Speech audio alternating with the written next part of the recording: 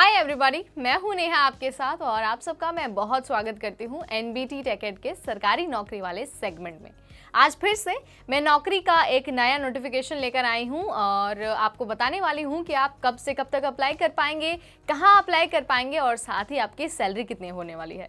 आज जिस भर्ती की मैं बात करने वाली हूँ वो भर्ती बैंक में निकली है क्रेडिट ऑफिसर पदों पर और सैलरी होने वाली है 70,000 से भी ज्यादा। अगर आपको इस बैंक से जुड़ना है और एप्लीकेशन फॉर्म भरना है तो इस वीडियो को एंड तक देखना होगा ताकि कोई भी इंपॉर्टेंट इन्फॉर्मेशन आपसे मिस ना हो जाए।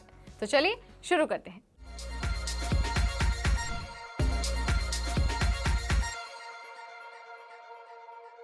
बैंक ऑफ महाराष्ट्र ने क्रेडिट ऑफिसर पदों पर भर्ती निकाली है। भर्ती स्केल 1 और स्केल 2 ऑफिसर के करीब 100 पदों को भरने के लिए है। ठीक है, आवेदन की प्रक्रिया जो है वो ऑलरेडी शुरू कर दी गई है।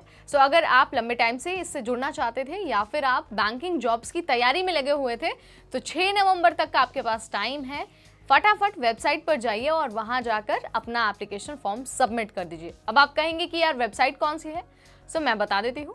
वेबसाइट है bankofmaharashtra.in।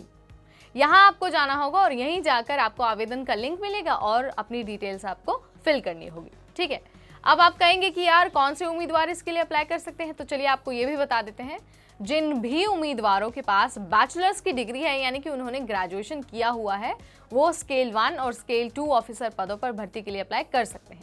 हालांकि ये बेसिक जानकारी मैंने आपको दी है। अगर आपको एजुकेशनल क्वालिफिकेशन की डिटेल जानकारी प्राप्त करनी है तो आपको नोटिफिकेशन आवेदन से पहले एक बार पढ़ना होगा। ठीक है, ताकि आपको पता चल पाए कि आप एलिजिबल हैं या फिर नहीं है।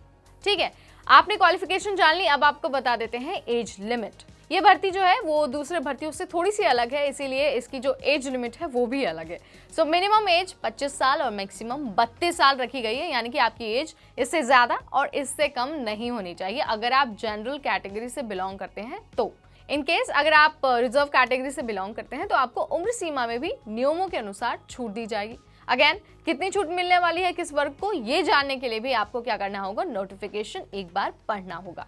ठीक है, अब बात कर लेते हैं कि एप्लीकेशन फॉर्म भरने के बाद आपको फीस कितनी देनी होगी। ठीक है, अगर आप जनरल कैटेगरी, ईडब्ल्यूएस या फिर ओबीसी कैटेगरी के उम्मीदवार के रूप में फॉर्म भर रहे हैं तो आपको 1,180 रुपये फीस देनी होगी।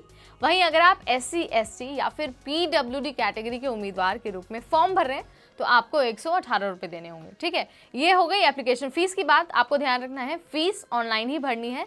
अगर आप फीस नहीं भरते हैं तो आपका फॉर्म एक्सेप्टेड नहीं होगा, आप एग्जाम नहीं दे पाएंगे और इस भर्ती का हिस्सा नहीं हो पाएंगे। इस बात का आपको ध्यान रखना है। 6 नवंबर से पहले फॉर्म भरना है और फॉर्म भरते वक्त आपको फीस जरूर से जरूर भरनी है। ठीक है, आप अपने फॉर्म भी भर दिया, फीस भी भर दी, सब कुछ सबमिट हो गया, लेकिन सिलेक्शन कैसे होगा?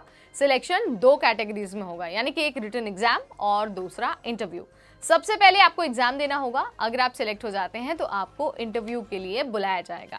ठीक है, अगर इसके बारे में और डिटेल्स आपको जाननी है तो मैं आपको दोबारा से बता रही हूँ, नोटिफिकेशन को पढ़े बिना आप फॉर्म बिल्कुल ना भरें।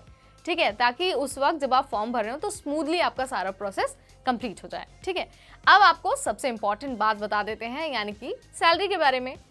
इस भर्ती में अगर आप सिलेक्ट हो जाते हैं, यानी बैंक ऑफ महाराष्ट्र के क्रेडिट ऑफिसर पदों पर सिलेक्ट हो जाते हैं तो आपको सैलरी के रूप में पर मंथ 78,230 रुपए तक प्रतिमाह सैलरी मिल सकती है।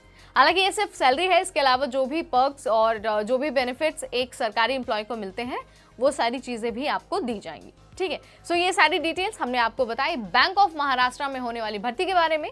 अगर आप इसके बारे में कुछ और जानना चाहते हैं तो भी आप हमें कमेंट सेक्शन के जरिए बता सकते हैं। 6 नवंबर से पहले आपको फॉर्म भरना है। फॉर्म भरने से पहले नोटिफिकेशन भी एक बार चेक कर लेना है। अगर आपको ऐसी वीडियोस और देखनी है ना तो आज ही सब्सक्राइब करिए हमारा चैनल। अगली बार फिर आएंगे आपके सामने नौकरी से जुड़ी ऐसी ही एक अपडेट के साथ। तब तक मुझे यानी नेहा को दीजिए इजाजत। Stay tuned to NBT टेकेड।